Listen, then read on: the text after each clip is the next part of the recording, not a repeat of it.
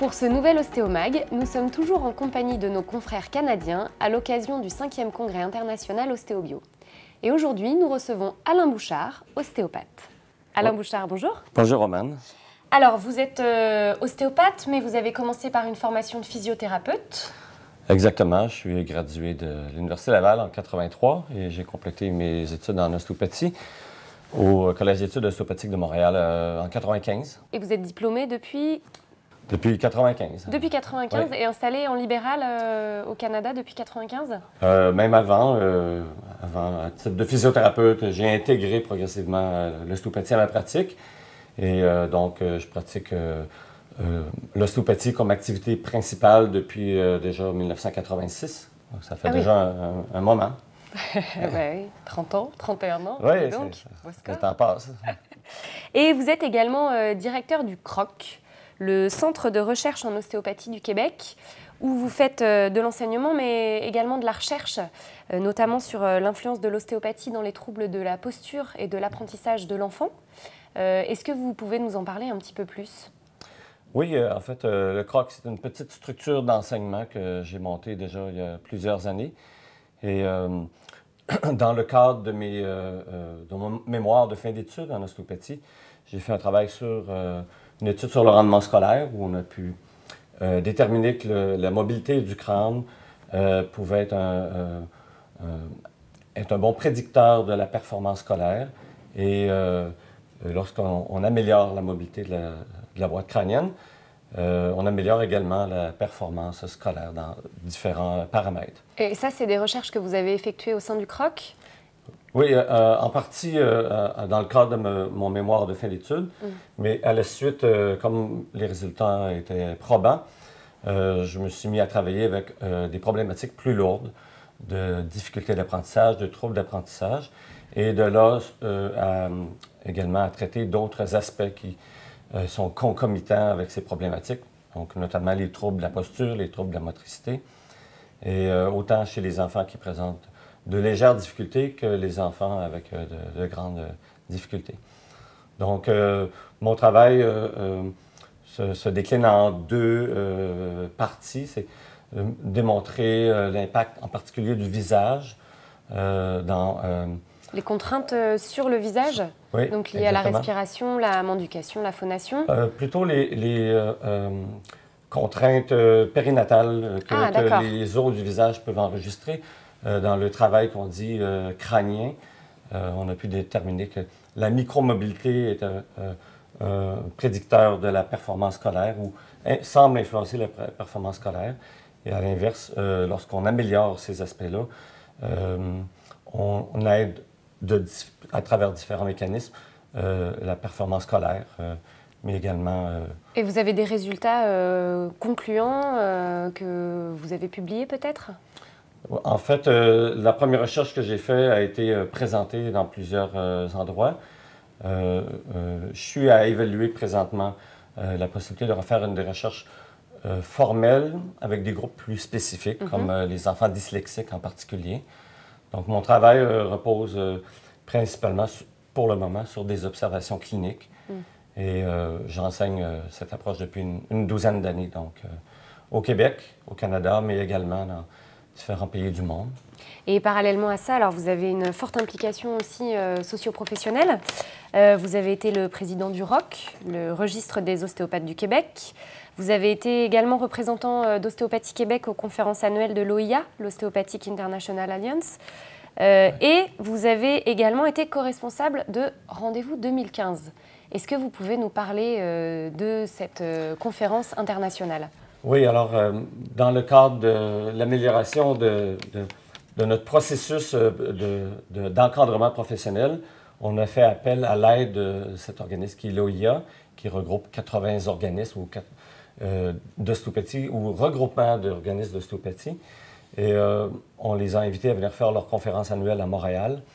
Alors, profitant de cette visibilité, on a décidé de faire un événement de pédiatrie de grande envergure pour inviter sur tous les continents les gens qui possédaient les meilleures expertises, les données probantes et les meilleures pratiques dans à peu près tous les champs d'activité qui touchent les problèmes de l'enfant, de la naissance à l'âge adulte.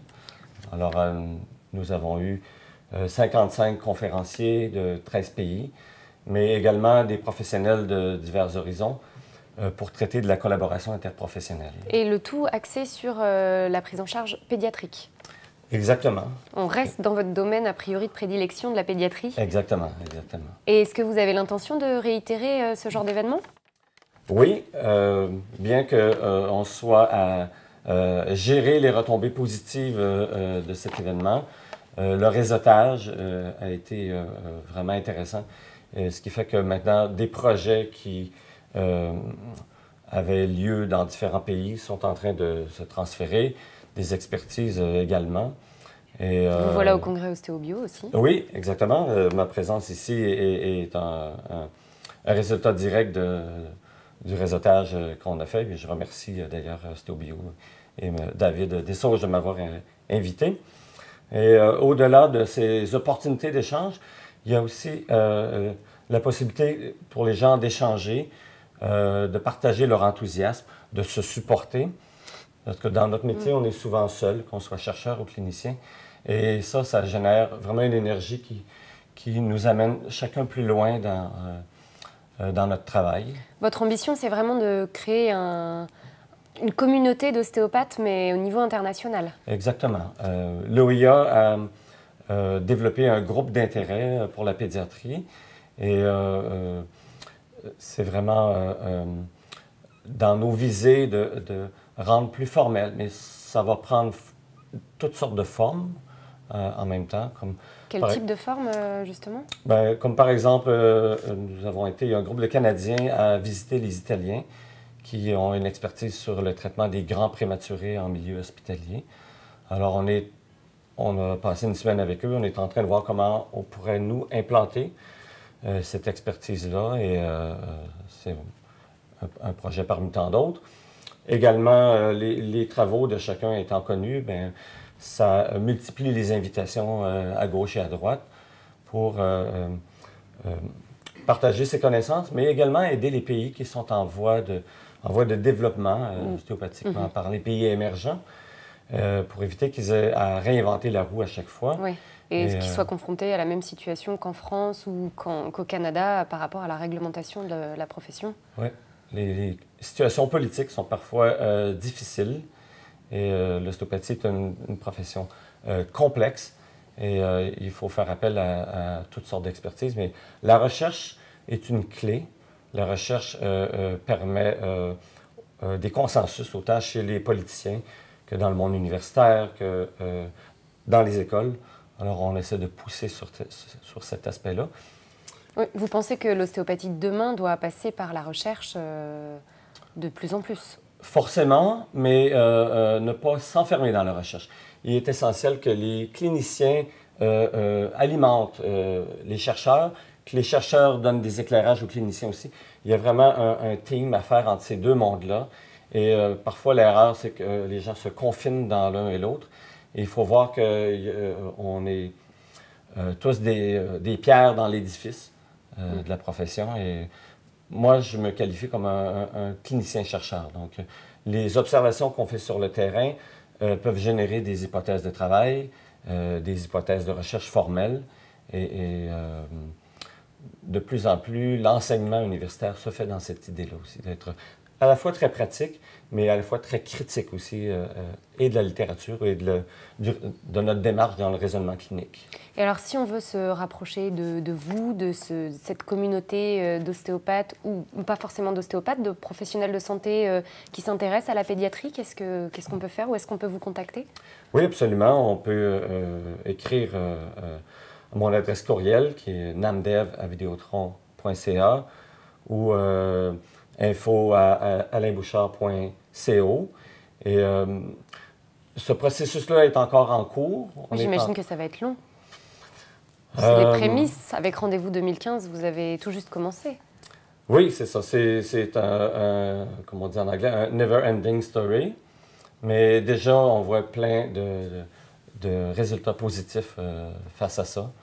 Et on va peut-être refaire cet événement-là dans 2 ans, peut-être. Et il faut des fois prendre un temps de repos aussi, laisser tomber la poussière, reprendre des forces, dormir à l'occasion. Ça peut servir.